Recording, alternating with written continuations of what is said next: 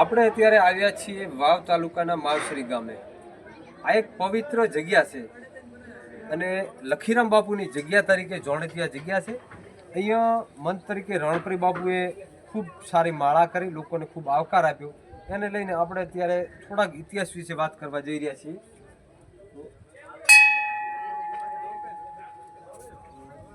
આપણે હાલ આવ્યા છીએ દાદાના ગામમાં. આ રણપરી બાપુની જગ્યા છે.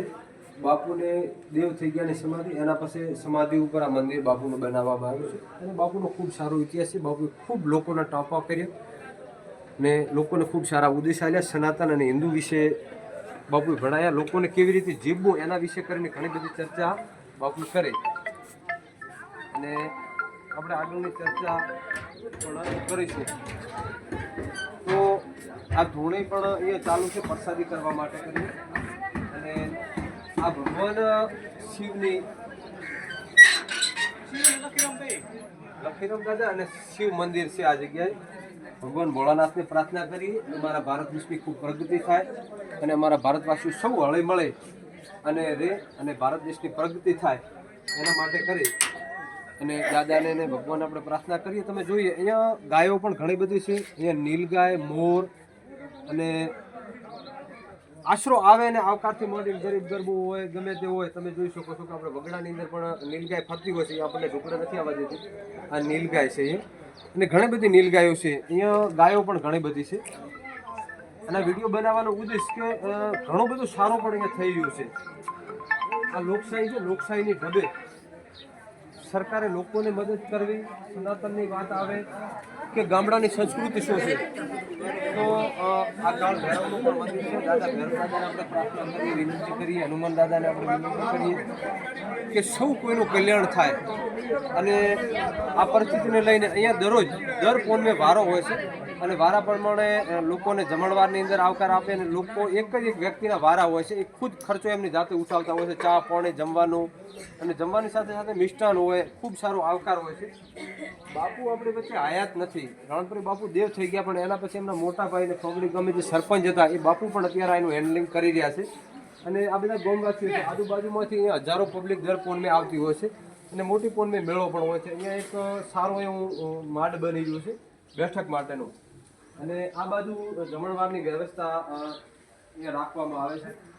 એને લઈ અને આપણે ચર્ચા લોકોની વચ્ચે મૂકવા જઈ રહ્યા છીએ કે શું પરિસ્થિતિ અહીંયાની હતી. તો આ માજી પણ ઘણા વર્ષોથી અહીંયા રહે છે અને બાપુએ એમને ઘણા જાણવા બાપુની ખૂબ સેવા માજીએ કરી અને અમે અહીંયા આવી ત્યારે પૂનમના દિવસે જમી અને પ્રસાદી લઈને જતા હોઈએ છીએ. તો આ જગ્યા છે ને અહીંયા અમારે એક લખમાબેન કરીને ચૌધરી પટેલ છે વદણા. દર પૂનમને દિવસે રોટલા રસોડું ઘણી બધી બહેનો એમને સાથ સહકાર આપતી હોય છે. અહીંયા બેસીને અમે બધા જમીએ છીએ. હજારો પબ્લિક અહીંયા જમે છે. હવે આપણે જઈએ ધોણી ઉપર કે અહીંયા પણ બાપુ નાના મોટી બાપુના નામથી લોકોની સેવા કરે છે અને કોઈ ગરીબ ગરબું હોય કે કોઈ દુખિયાર હોય એનું દુઃખ કેવી રીતે ભાગે તો કે ભાઈ બાપુના નામથી સમરણ કરી માળા કરી અને બાપુને અરદાસ કરવાથી દુખિયારોના દુઃખ પણ ભાગતા હોય છે. તો આપણે ત્યાં જગ્યાની અંદર આવ્યા છીએ. આ જગ્યા છે અને આ પૂજ્ય રણપરી બાપુની બંને છબીઓ છે.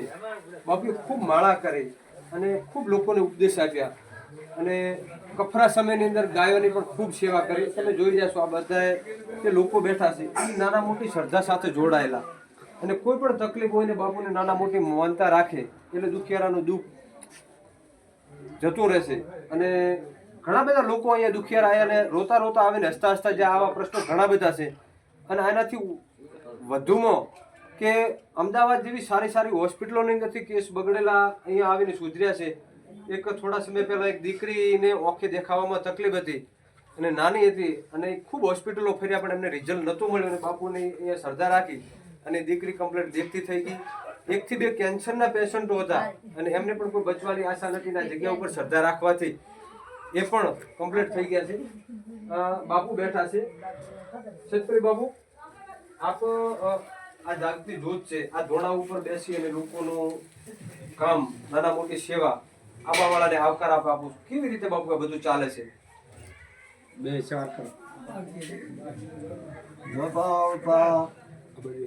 સેવકો આ ગાય માતાની સેવા કરો છો એને લીધે આ સેવાનો ગાયોનો પ્રભાવ જ છે બીજા યોગી બાપની માળા ફેરી દે રામપુરી બાપની માળા ફેરી એમાં લક્ષ્મણ બાપુ થઈ જાય આ મહાવિભૂતિ વલિયા થઈ જાય એના પ્રતાપથી આ કાર્ય ચાલે છે અને ઈશ્વર ચલાવશે.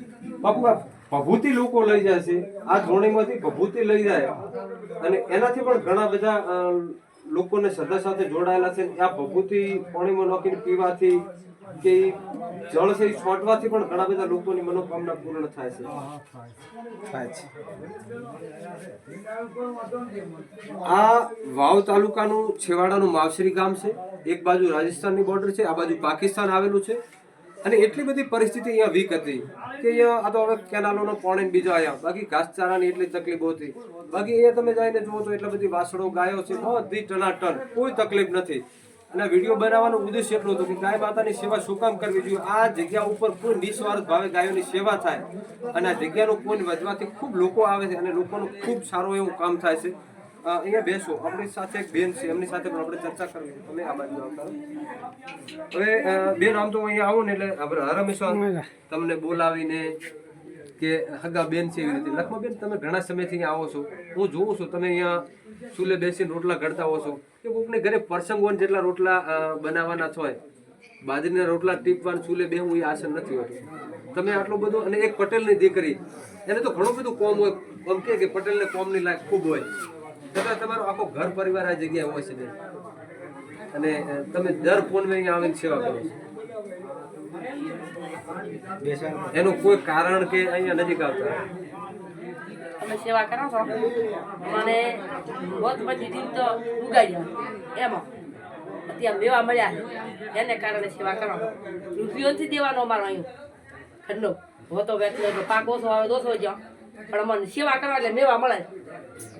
અને બાપુ સપનામાં આવી વાતો કરે. લખમાબેન, એવું મેં જોયું કે કોઈ પ્રસંગ પાતો જેની ઘરે લગ્ન પ્રસંગ હોય અને કોઈ બાઈ રોટલા ઘડતી હોય તો એને એના મોઢા ઉપર ઉજાસ હોય. તમે દર પૂનમે રોટલા ઘડતા હો, કોઈ દાડો એવો નથી કે લખમાબેન હસતા મોઢે ના હોય એવું? 5 રૂપિયાની પછાડી મના તો અમારે લાખનું કામ થાય. હા, એના માટે અમે કરો.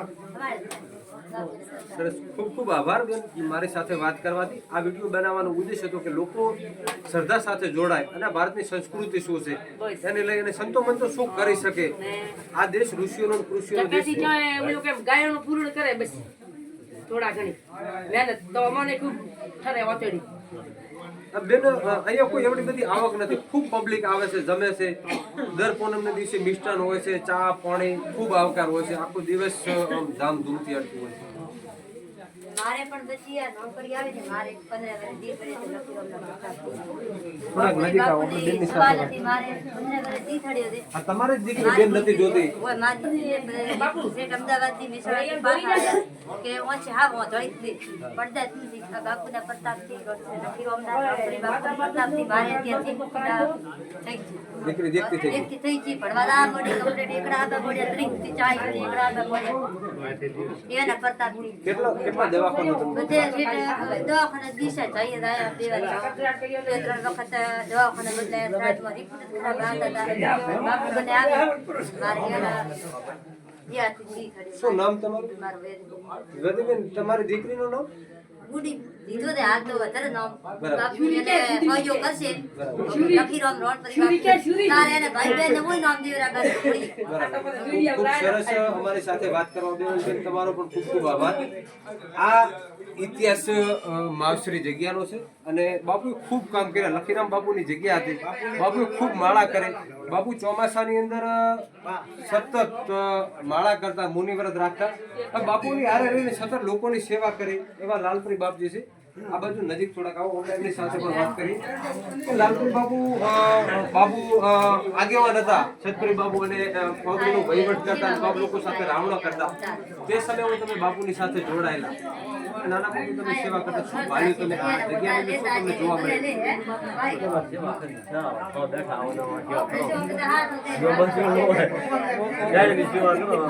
આમ તમે હર હંમેશા હસતા મોઢે ઓછો આવે અને આવકાર આપવાનો, લોકોની સેવા કરવાની. સેવાથી પડઘા પડી રહે. ગૌ માતા ગાય માતાના નામે આ લોકોએ ખૂબ સેવા કરી અને ગાય માતા છે ને એ વિશ્વની માતા છે એવું કહી શકાય અને અત્યારે તો આખા ભારતની અંદર ટ્રાયલ ચાલે છે પણ આ વિડીયોના માધ્યમથી ગુજરાત સરકારને ભારત સરકારને એના સંસ્કૃતિને નમન અને વંદન કરી અને આરદાસ કરું છું કે આપણી ગાય માતાને રાષ્ટ્રીય માતાનો દરજ્જો મળે, રાષ્ટ્રીય પશુ બને અને આ બધાને સદબુદ્ધિ મળે અને આપણી ગાય માતાનું રક્ષણ થાય એ વાત સાથે જય જવાન, જય કિસાન, ભારત માતા કી જય, રામહરી બાપુની જય.